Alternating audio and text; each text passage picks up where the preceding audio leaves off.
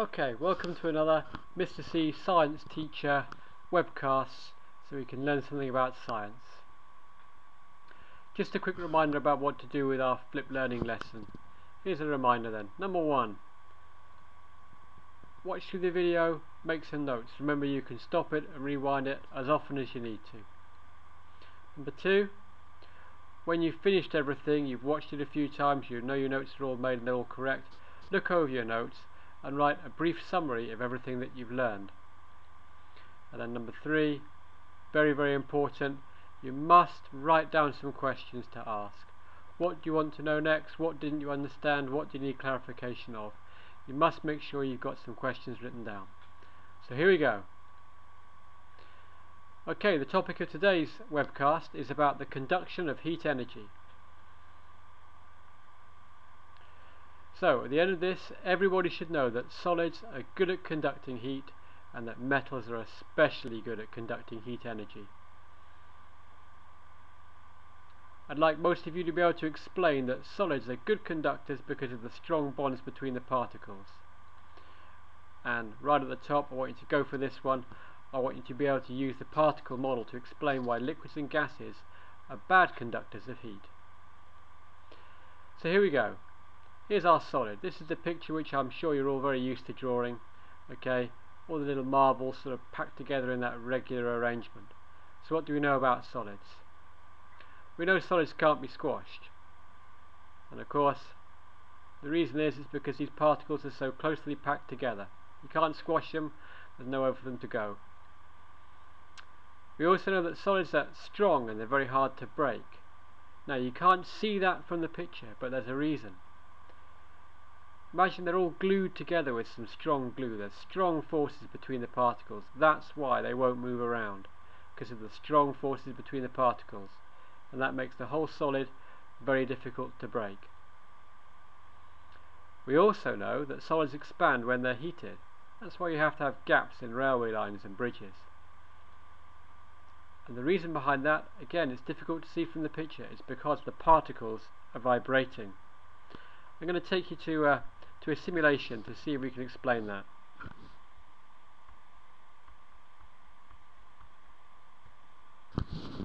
Okay, here's our simulation. Now, having a look. Look down here, here's all the particles in a solid. I've shown the bonds between them. Okay, the particles are connected up by these very strong bonds between them. Now you can see they're cold at the moment, but they're still vibrating a little bit. Let's take up the temperature. Moving around a bit more. Take it up again. And again.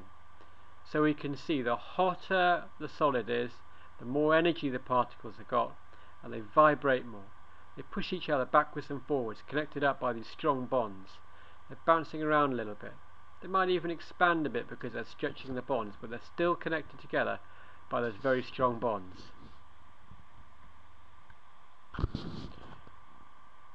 Okay, so let's have a look at an experiment. To set this experiment up, we've got a metal bar, a long metal bar like this, and attached to it I've got paper clips. The paper clips here, they're stuck on with blobs of Vaseline. Now, as you know, Vaseline's a solid at room temperature, sort of a slimy, greasy stuff, but it melts quite easily. It melts if you rub it in your fingers. So what am I going to do? I'm going to take a Bunsen burner, I'm going to heat the end of the bar. Now as I heat the end of the bar, particles here get hot and they start vibrating. And they're going to start passing those vibrations on to their neighbours. And eventually that heat energy gets passed down the bar. So first the Vaseline here mates and the first paperclip falls off. And gradually the heat energy works its way along the bar, the particles knocking into their neighbours, passing it on until the last paperclip falls off. Because the heat energy has taken some time to get from one end of the bar to the other. It's not instant, it takes a while. The particles have to pass on the energy. Let's have a look at another simulation. Let's have a look at a simulation that might help to explain that a bit more. Okay, here's our simulation. If I start this up, now you can see this is a solid. All the particles are closely packed. This time I'm not showing the bonds, I'm just showing the atoms squashed in next to each other. This is definitely a solid. If I start to increase the temperature at this end, let's see what happens to the particles down here.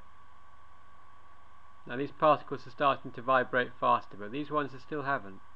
But gradually, by bashing in, knocking into their neighbours, pushing and pulling on each other, all the particles start to move faster. And now we can see the temperature's got to this end, the energy's got here, and the temperature's going up. Let's start that again. Okay, so here comes the heat energy. These particles start bashing into their neighbours, knocking into their neighbours, warming them up too, and the heat energy gets passed along the line. That's the principle of conduction.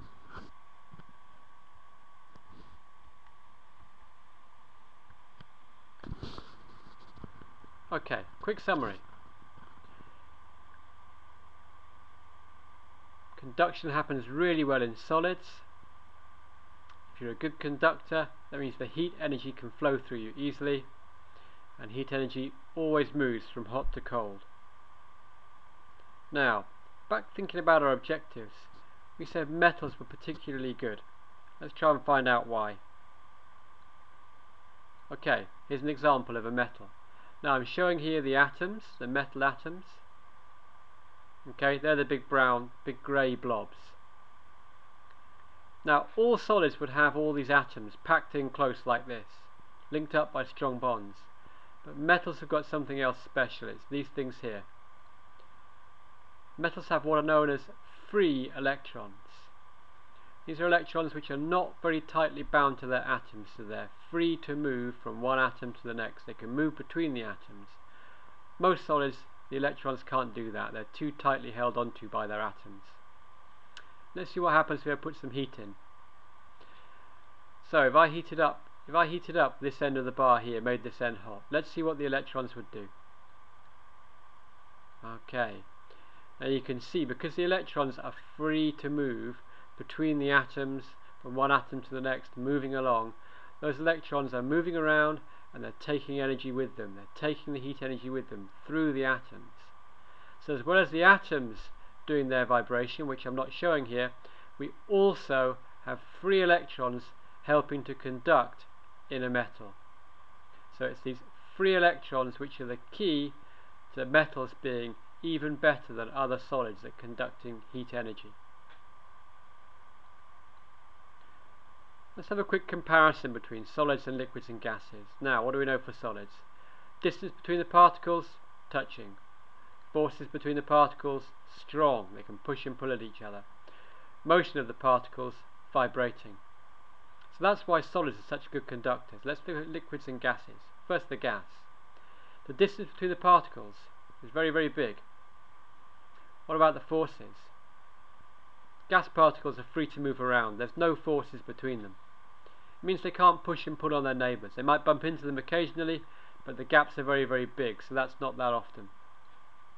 They're bouncing around, but because they're not linked up to their neighbours, they can't pass on energy in any direction in a particular way in the same way a solid does. So gases, not good conductors. What about a liquid? Well, we know the particles are touching. You can't squash a liquid. That's why you use hydraulic oil in brakes for your mountain bike or in a car. What about the forces? Well, the forces must be weaker. That's why you can swim. You can dive into a swimming pool, but not if it's frozen. And finally, we know they're vibrating and slipping past each other. So what's the big difference here? Solids have got strong forces, which means they can push and pull on their neighbours. Liquids have got much, much weaker forces, and those weak forces mean that when they vibrate, they don't pass on the energy in the same way. Okay, quick summary. Solids are good at conducting. When you heat up atoms, they vibrate faster. In a solid, you've got strong bonds which helps pass the energy from one atom to the next, and the heat energy moves on. And metals are really good because the free electrons help to move the energy through the solid quickly. Well, that's all folks. Thanks very much for watching.